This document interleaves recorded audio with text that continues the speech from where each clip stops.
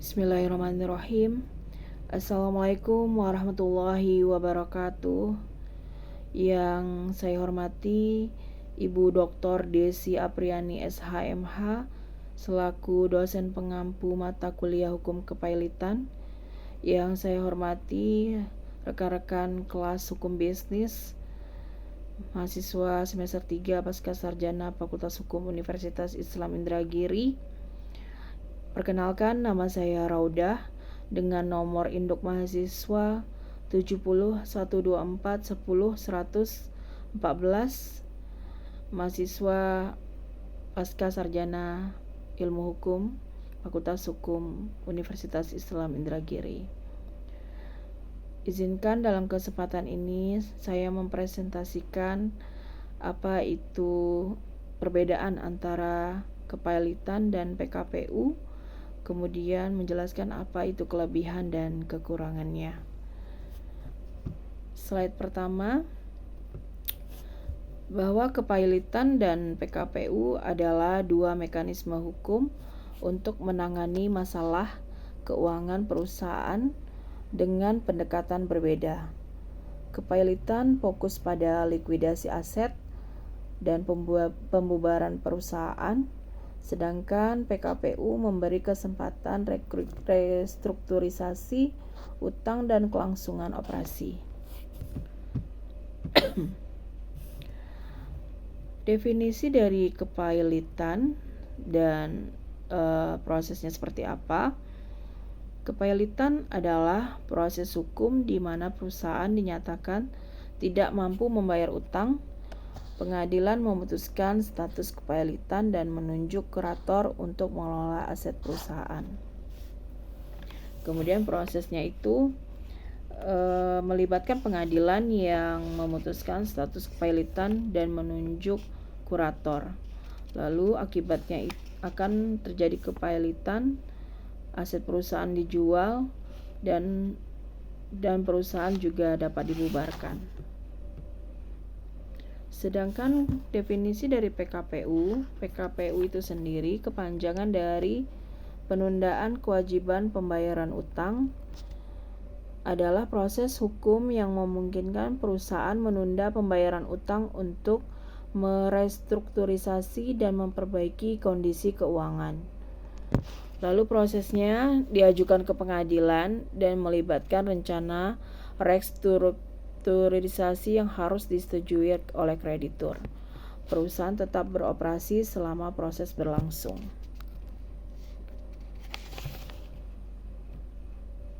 Kelebihan dan kekurangan kepailitan.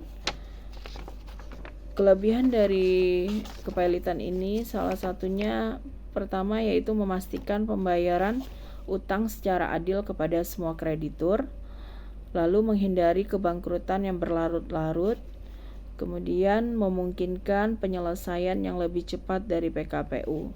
Sedangkan kekurangan dari kepailitan, perusahaan seringkali dibubarkan, kemudian karyawan dapat kehilangan pekerjaan, dan perusahaan reputasinya menjadi rusak, serta mempengaruhi peluang usaha di masa depan. Kelebihan PKPU itu sendiri memberikan kesempatan kedua bagi perusahaan untuk memperbaiki keadaan keuangan, lalu memungkinkan perusahaan untuk tetap beroperasi dan mempertahankan karyawannya, serta kreditur memiliki kesempatan untuk mendapatkan kembali uang mereka tanpa likuidasi. Dan kekurangan dari PKPU ini yaitu proses restrukturisasi bisa panjang dan kompleks. Tidak semua kreditur setuju dengan rencana restrukturisasi. Terus kemudian perusahaan masih beresiko gagal jika restrukturisasi tidak berhasil. Ini ada beberapa studi kasus yang saya ambil, salah satunya studi kasus yang kepailitan. Perusahaan X adalah produsen barang elektronik yang mengalami penurunan penjualan akibat persaingan yang ketat dan perubahan teknologi. Kondisi awalnya, perusahaan mempunyai utang mencapai 100 miliar, sehingga terjadi pendapatan menurun drastis, sehingga tidak mampu membayar utang.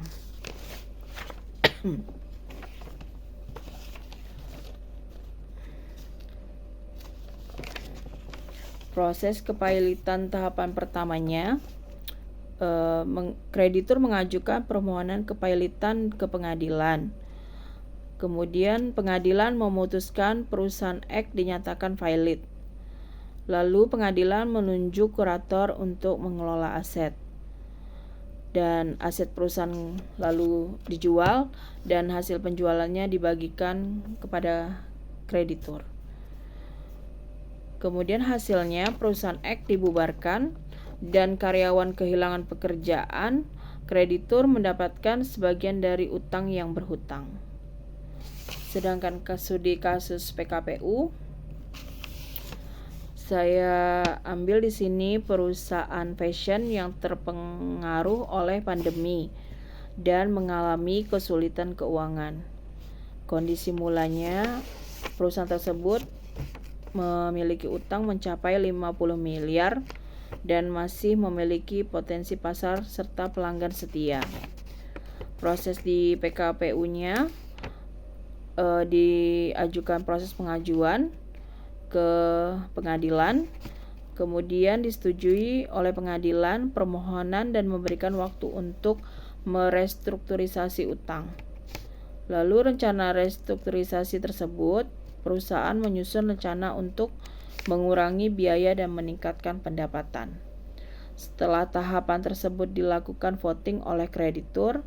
Dalam hal ini, kreditur memberikan suara untuk menyetujui rencana restrukturisasi, dan kemudian hasil dari proses tersebut, perusahaan Y berhasil merestrukturisasi utang dan melanjutkan operasi dan karyawannya tetap bekerja, dan kemudian perusahaan kembali mendapatkan pendapatan. Kedua studi kasus ini menunjukkan bagaimana kepailitan dan PKPU dapat mempengaruhi nasib suatu perusahaan dan para pemangku kepentingannya. Slide selanjutnya, kesimpulan dari kedua makalah ini yaitu kepailitan dan PKPU menawarkan solusi berbeda untuk masalah keuangan perusahaan.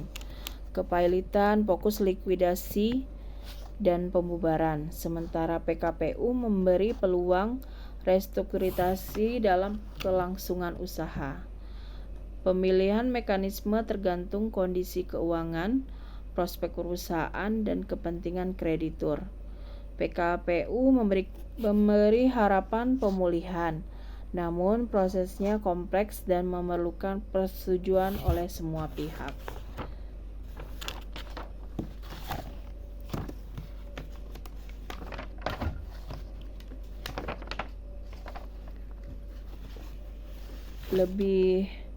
Lebih detailnya lagi, kepailitan dan penundaan kewajiban pembayaran utang PKPU adalah dua mekanisme hukum yang dirancang untuk menangani masalah finansial perusahaan, namun dengan pendekatan yang berbeda.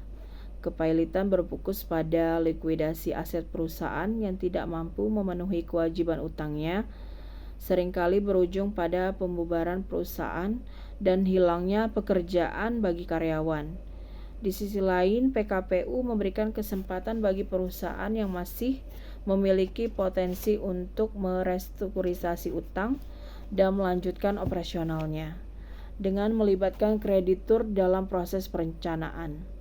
Meskipun PKPU lebih memberikan harapan untuk pemulihan, prosesnya bisa kompleks dan memerlukan persetujuan dari semua pihak terkait. Dengan demikian, pilihan antara kepailitan dan PKPU tergantung pada kondisi keuangan dan prospek perusahaan, serta kepentingan para kreditur. Demikianlah presentasi saya pada kesempatan ini. Lebih dan kurang saya mohon maaf. Terima kasih banyak Ibu dan teman-teman yang sudah menyaksikan. Saya akhiri dengan Assalamualaikum warahmatullahi wabarakatuh. Terima kasih.